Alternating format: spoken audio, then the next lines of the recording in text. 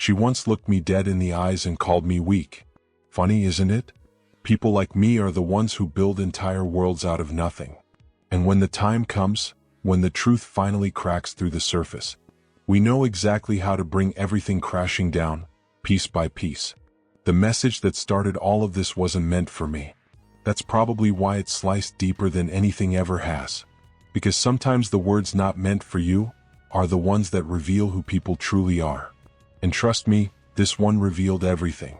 My name is Jerry Carter, 42, architect at Winston & Associates. 8 years married to a woman I thought I understood better than the blueprints I draft in my sleep. But the truth? I didn't know a damn thing. Not about her.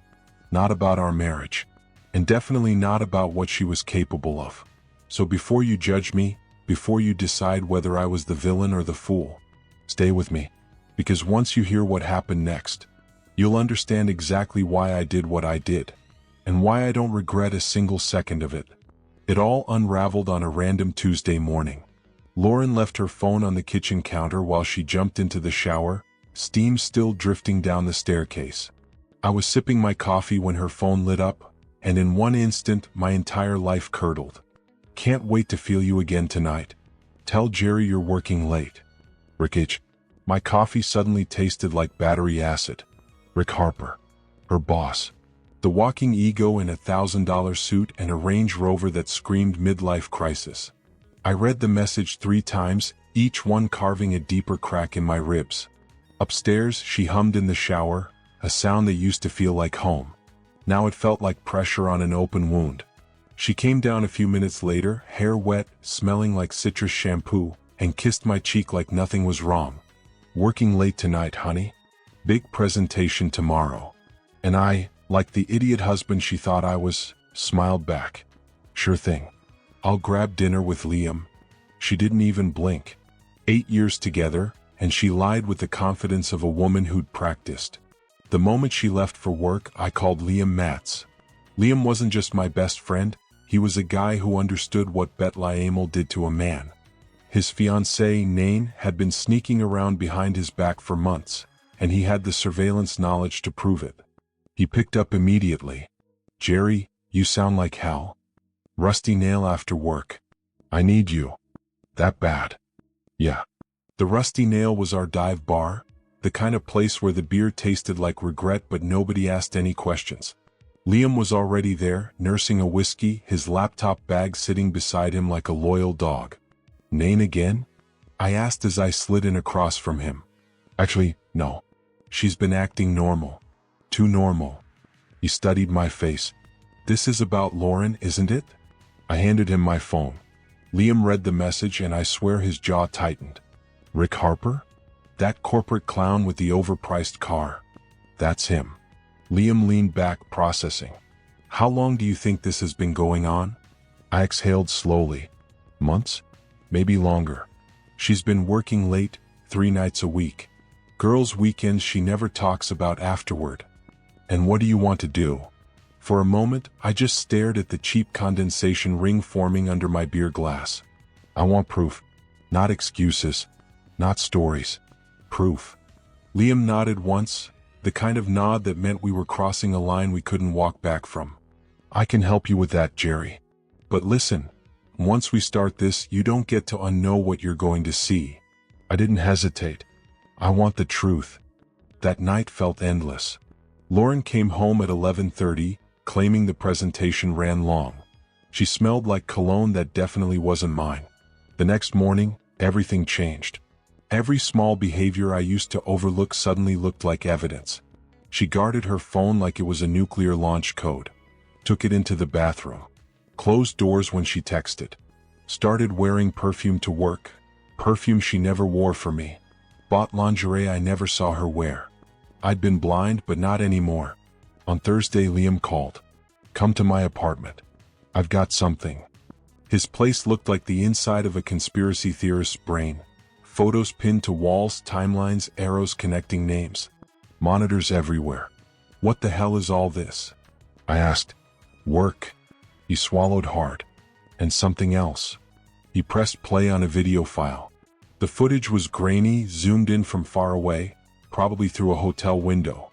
3 figures moved around a room. One was Nain. One was Rick. The third was my wife. It took 30 seconds before I felt the floor drop out from under me. "Turn it off," I choked. "Liam, turn it off." He closed the window immediately. I sat there staring at the floor, numb. Where did this come from? I hired a PI to follow Nain, but he got more than we expected. Liam's voice cracked. "Jerry, they've been meeting every Tuesday and Thursday. 2 months. Sometimes it's Lauren and Rick. Sometimes it's all 3. I felt sick. "What kind of people are we married to?" "The kind who think we're idiots," Liam muttered. I stood up and paced, hands in my hair. "I need copies. Everything. Every photo. Every video. Already done." He handed me a flash drive. "What's the plan?" I looked at the wall, the timeline of Betrayal, the screenshots, the photos of my wife with another man. Something inside me clicked. Something cold, steady. Architect calculated. "I'm going to ruin them," I said quietly. "Both of them. But not yet. First, they need to think they've won." Liam looked worried. "Jerry, careful. Revenge can collapse on you." I finally smiled, but it wasn't a friendly smile. "Liam, I design buildings. I know exactly how to make things fall apart." The next 2 weeks were hell. Every kiss felt mechanical. Every "I love you" from her lips felt like someone twisting a knife. But I played along. I watched her leave 4 late meetings, tracked her car with the GPS Liam installed, legal just a magnetic tracker, and watched her show up exactly where I expected. The Marriott downtown. We even set up a camera across the street. Liam handled the tech. I handled the patience. Then one morning, I struck gold. Lauren left her laptop open to answer the doorbell, and in that 30-second window, I found a folder hidden deep inside her work files. Labeled personal. Inside, emails, photos, schedules. Explicit conversations between her, Rick, and Nain. But the message that flipped a switch in my brain was one she'd sent just 3 days earlier. "Jerry's acting weird lately. Maybe we should cool things for a bit."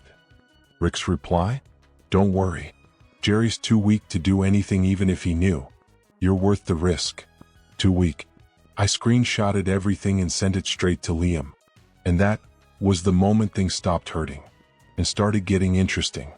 I quietly closed Lauren's laptop and walked into the kitchen, forcing myself to breathe normally.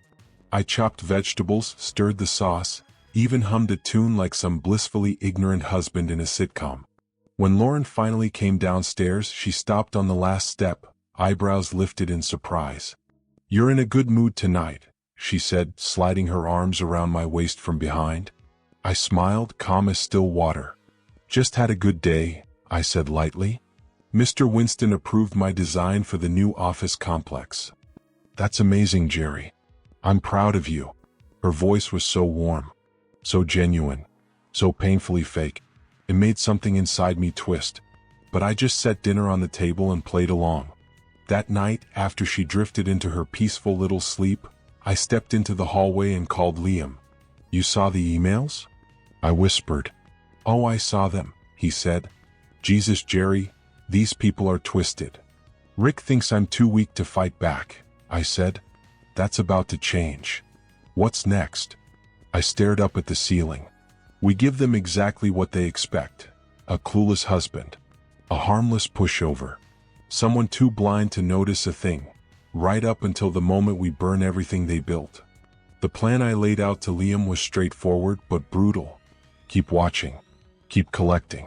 Keep pretending. And then, hit them from every direction. Career, relationships, reputation. A collapse so total they'd feel it in their bones. "It'll take patience," I told him. "But when we're done, they'll wish they'd never crossed us." Over the next week, I played the role to perfection. I even suggested Lauren take a girls' weekend. I said it casually, like a loving husband trying to be thoughtful. Her eyes lit up instantly. "That's so sweet of you, Jerry. I'll check with the girls, maybe that spa in the mountains." "You deserve it," I murmured, kissing her forehead. "You've been working non-stop." The irony nearly made me laugh. She thought she was outsmarting me. She had no idea she was walking right into the trap. While Lauren filled her suitcase with her spa essentials, including lingerie I'd never seen before, Liam and I got to work.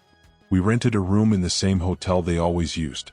Liam brought equipment straight out of a spy movie, microphones that picked up whispers through drywall, recorders that captured every detail. I brought a long-range camera lens. The Friday before Lauren's getaway, she was buzzing with excitement, practically glowing. She packed neatly, double-checking her bags. "Have fun with the girls," I said, hugging her goodbye. She smiled. "I will. Don't miss me too much." "I'll try," I said, pretending to laugh. The moment her car turned the corner out of sight, I called Liam. "It's showtime." The downtown Marriott was the perfect stage for people hiding secrets. Professional enough for business trips, quiet enough for affairs, and pricey enough to keep nosy neighbors away. Liam checked us in that afternoon, telling the desk clerk we were in town for a technology conference.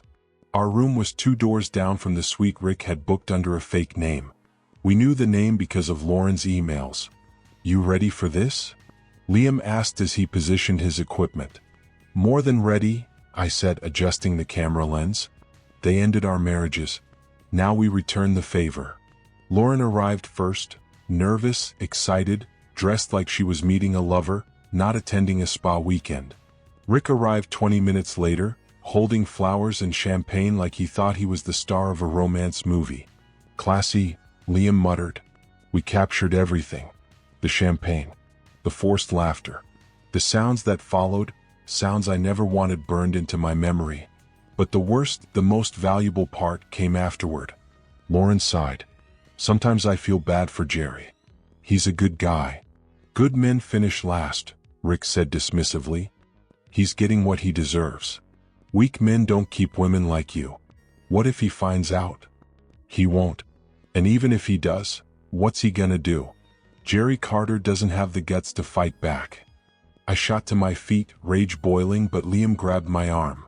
"Not yet," he whispered. "We need everything. Don't blow it." And then came the part Liam wasn't prepared for. An hour later, Nain walked into the room. Liam froze. His face drained of color. I'd known she was cheating on him, but seeing it wasn't the same as hearing it. She hugged Lauren, kissed Rick, and tossed her purse on the bed like she owned the place. "How's Liam doing?" Lauren asked sweetly. "Clueless as usual," she laughed. "He actually proposed last month. Can you imagine?" They all laughed. Glass breaking. That's what it sounded like. "Jerry's the same way," Lauren added proudly. "He even suggested I take this weekend trip. He's practically sponsoring his own embarrassment." Liam's fists clenched. "I'm going to finish them," he growled. "No," I said slowly. "We're not going to end them. We're going to ruin them." For 3 hours we recorded everything, their gossip, their future plans, their stupidity. Rick bragging about a promotion. Lauren bragging about a career-changing presentation. Nain bragging about Liam's proposal and how she was only sticking around for his money. They didn't just expose their affair. They exposed their whole lives. Sunday night, Lauren rolled in with a fake spa glow and an even faker smile. "How was the spa?" I asked. "So relaxing," she said. "I feel brand new." "You look amazing," I lied, pretending to admire her glow. "I'm glad you had fun." She rambled about facials and massages while I sat there nodding, already planning the next phase. That night, with her breathing softly beside me, I stared at the ceiling and mapped out phase 2. The gathering was done. Now it was time to bring the hammer down. Monday morning, I called in sick and headed to Liam's apartment. We spent the entire day building destruction like architects of chaos. Photos of Lauren and Rick entering the hotel. Recordings of their conversations. Screenshots of emails. Financial statements showing Rick used his company card for rooms and dinners. Professionally, we could bury them. But I wasn't satisfied. "I want their personal lives wrecked too," I told Liam. "Friends, family, everyone should see who they really are." Liam nodded. "Nain's got a reputation to protect. Perfect church girl, always volunteering. Her community worships her. And Rick's wife, Cynthia," I added. "She's Mrs. Country Club. Appearance means everything." We crafted our next steps.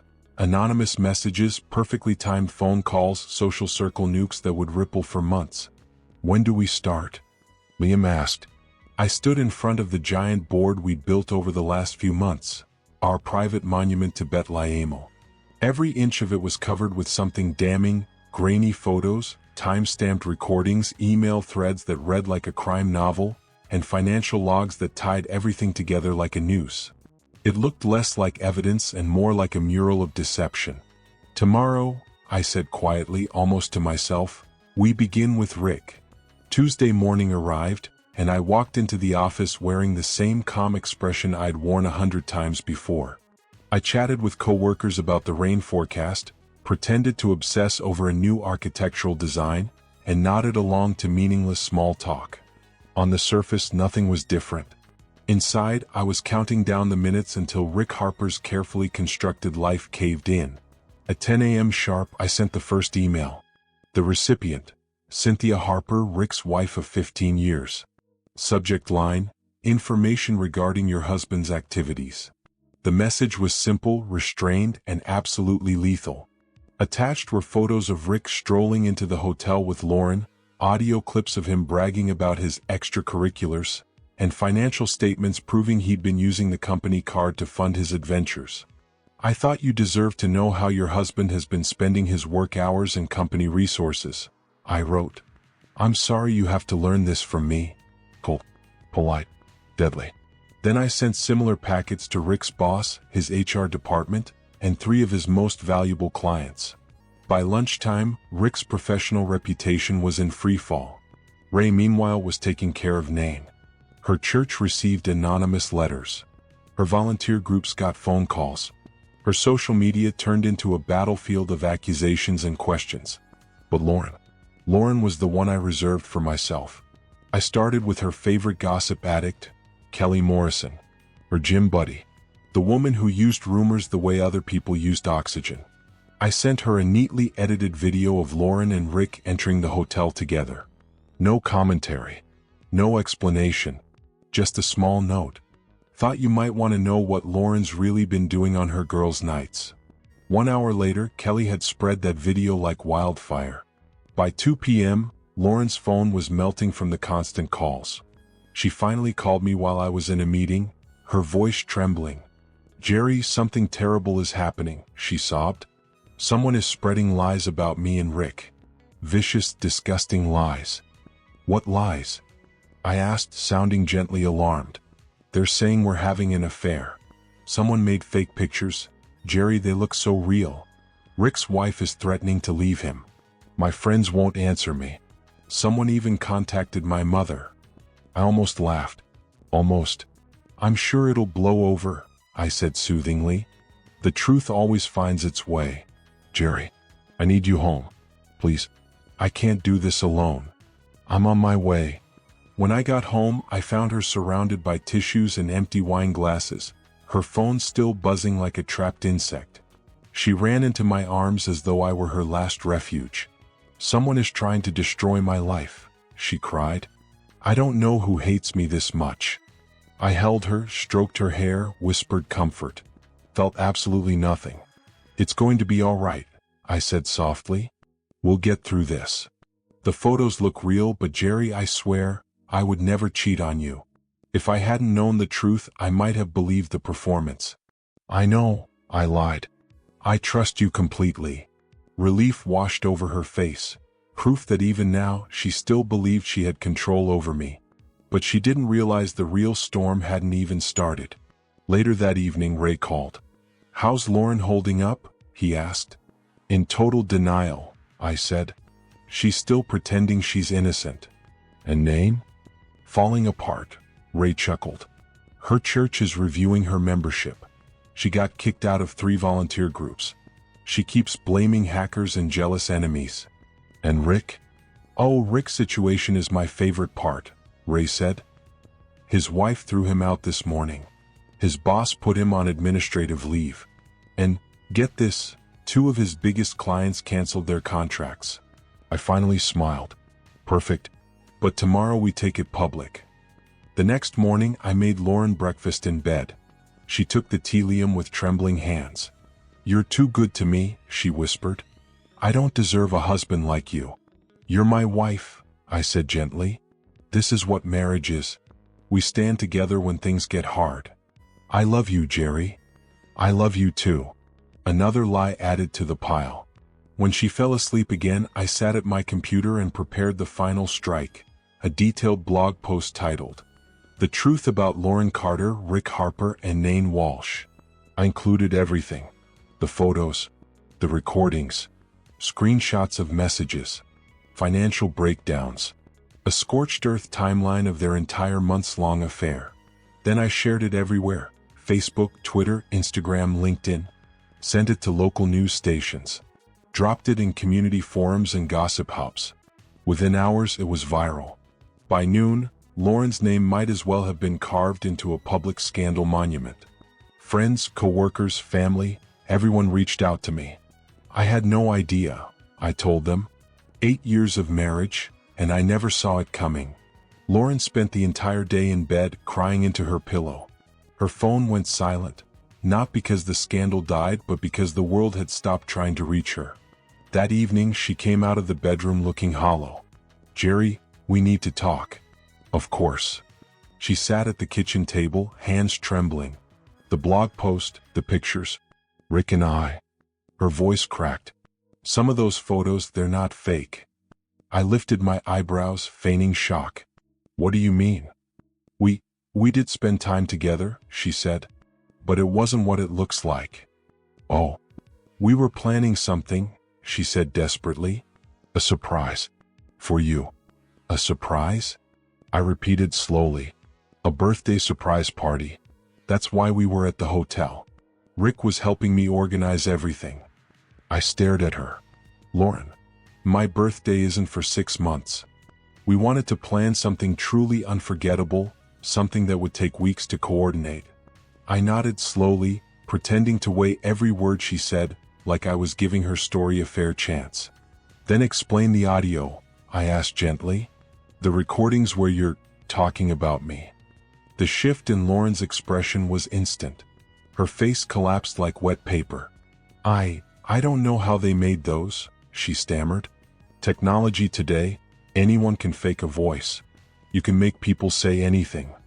"Right," I murmured. "And what about Nain? Was she part of this little secret operation to celebrate my birthday too?"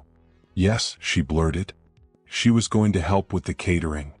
Her voice was so thin I almost felt sorry for her. Almost.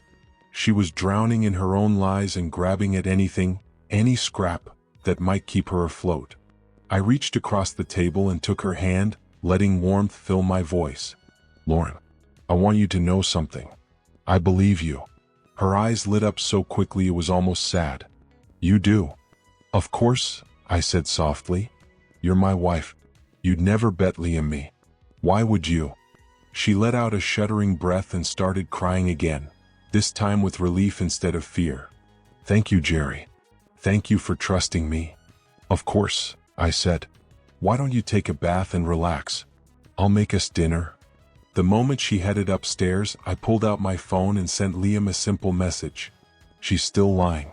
Phase 3. His response came in seconds. "Let's finish this." The final stage of the plan required patience. A lot of it.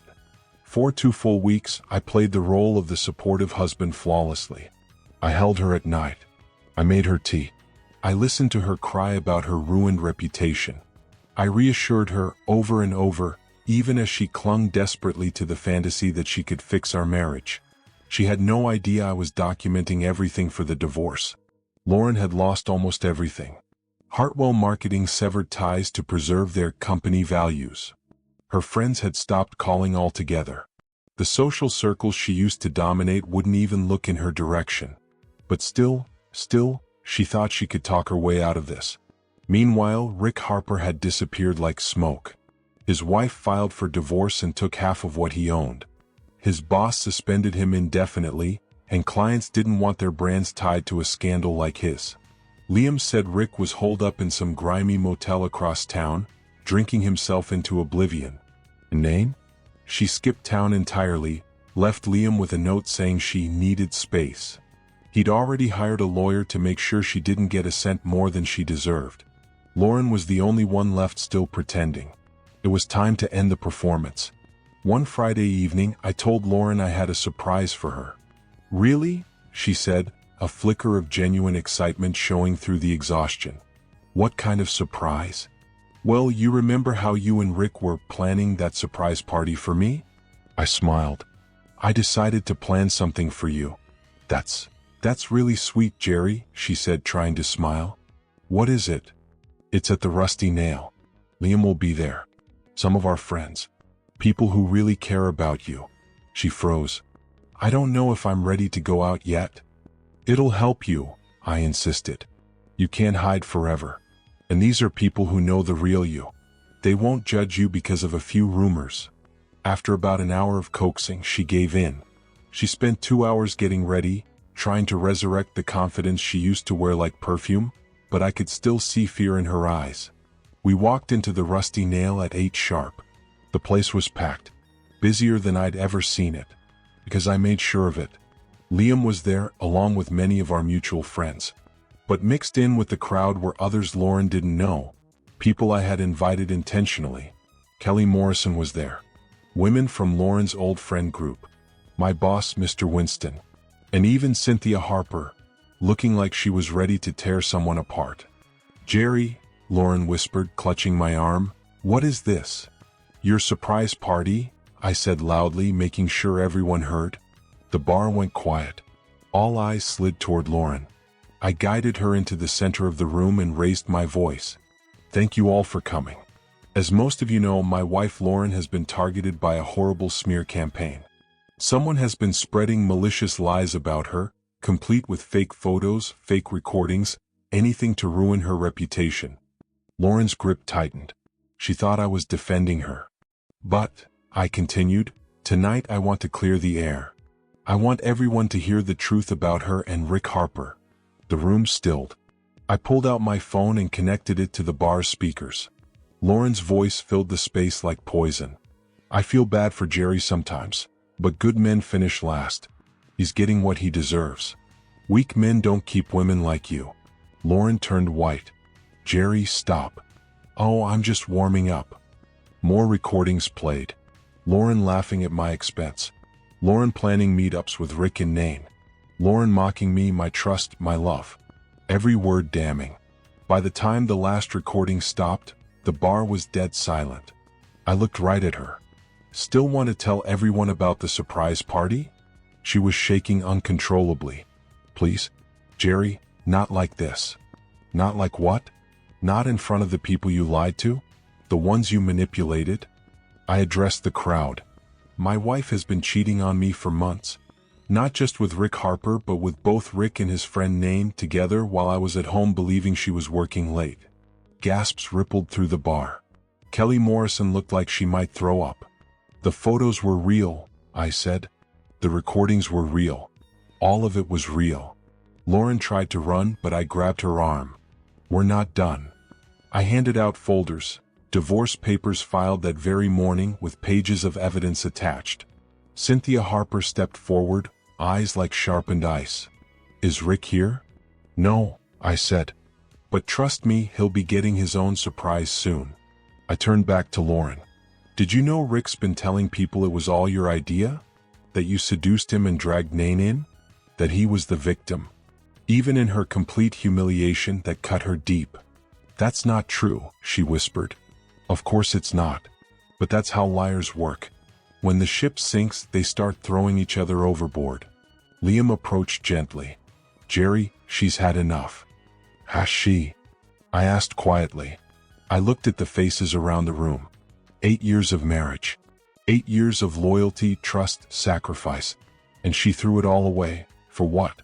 A handful of stolen afternoons in a hotel with her boss and his friend. I turned to her again. "You called me weak. Said I didn't have the spine to fight for anything. But here's the truth, you fight for things worth keeping. And you? You made sure you weren't." Lauren broke completely. Mascara streaked down her face. Her voice cracked in half. "Jerry, please. I made a mistake. We can fix this." "A mistake." I laughed bitterly. A mistake is buying the wrong brand of coffee. What you did was a choice. 1,000 choices. I placed a set of keys in her trembling hand. These are for a storage unit. Everything you own is there. It's paid through the end of the month. Where am I supposed to go? She choked. That's not my problem anymore. She searched the room for support, for anyone to defend her. But everyone had seen the truth now. Even Kelly turned away from her. I loved you, Lauren whispered. No, I said softly. You loved what I provided. There's a big difference. She walked to the door, paused, and looked back one last time. You'll regret this, Jerry. When you're alone and miserable, you'll remember what you threw away. What I threw away. I shook my head. Lauren, I didn't throw anything away. I took out the trash. She left. The silence after she was gone was heavy. Then Liam raised his beer. To Jerry Carter. A man who finally handled his business. Some people toasted. Others stared at their drinks, maybe uncomfortable with the spectacle. I didn't care. I felt lighter than I had in years. Mr. Winston approached me. Jerry, are you going to be all right? This kind of betrayal can break a man. I'll be fine, I said, and for once it was the truth. It hurts, but I'm free. Free from lies, from doubt, from wondering why my wife never looked me in the eye anymore. If you need anything, I've got it handled. Liam and I sat in our usual booth as the bar emptied. So, what now? He asked. Now I rebuild, I said. New life, new place, new everything. What about you and Nain? She called, Liam said with a sigh. Wanted to fix things. I told her the same thing you told Lauren. Some things aren't worth fixing. We sat in silence for a while, two men finally done lying to ourselves. After a long sip, I said, You know the funny part? Liam glanced over. What? She was good, man. Way too good for someone like her. Liam tapped the neck of his bottle against mine. To being too good for people who never deserved us. I raised my drink. I'll drink to that. 6 months later, my life didn't even resemble the wreckage it used to be. I had a new apartment on the other side of the city, clean, quiet, peaceful. And I was dating Sarah, a shy librarian who didn't even know who Rick Harper was. She liked simple things, weekend markets, old books, and slow mornings. With her, life felt steady. Real. Lauren, on the other hand, moved to another state. Half her old salary. Some small marketing firm. A different life far from mine. As for Rick, Liam heard he was still living in that motel, now selling used cars, still blaming everyone but himself. Nada tried coming back twice. Liam simply changed the locks. I never saw Lauren again after that night at the Rusty Nail. Sometimes late at night, I'd wonder if she ever learned anything from it all. If she ever understood the damage she caused, or the people she broke. But most days she didn't cross my mind at all. I was too busy building something honest. Something stable. Something that finally felt like home. A life that felt good. A life that felt mine. And for the first time in longer than I can remember, I was truly, completely free. If this story pulled you in, make sure you subscribe to Dark Infidelity Stories, where every betrayal has a consequence, every ending has a message, and every truth hits harder than fiction. Don't forget to like, share, and comment. Your support keeps these stories alive.